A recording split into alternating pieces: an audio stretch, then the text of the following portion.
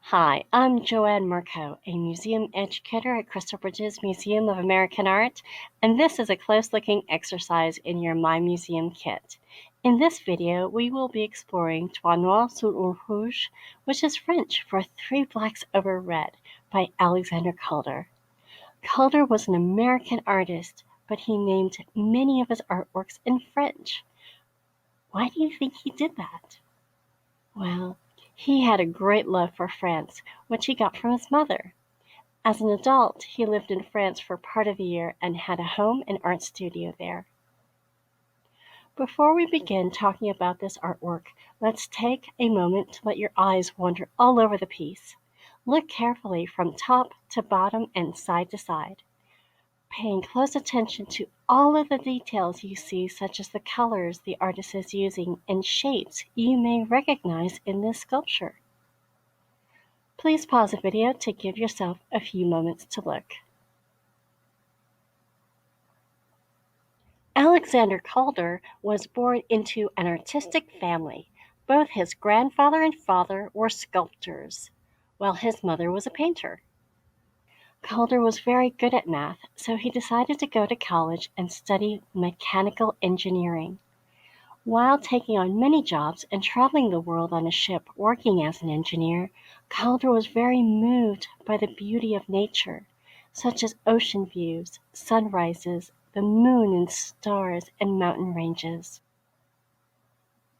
After working on the ship, he quickly decided to move to New York City and study art, where he met many famous artists, such as Thomas Hart Benton.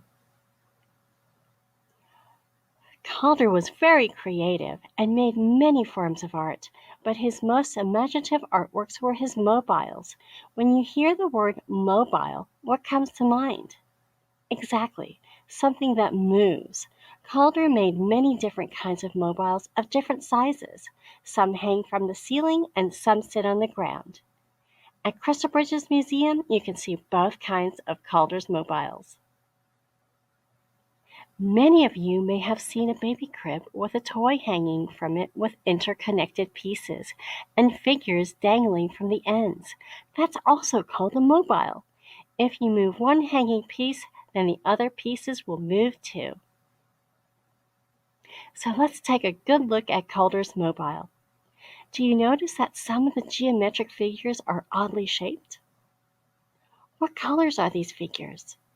And how are they connected? We can see that this mobile is not hanging. It's standing on the ground. Do you think if we could move one shape, would the other pieces move as well? And if so, we probably agree that all the pieces are interconnected with each other. If this artwork were outside and a wind gust were to hit it, what do you think would happen? Do you think this sculpture would fall over, or would it rock back and forth until it balanced itself out?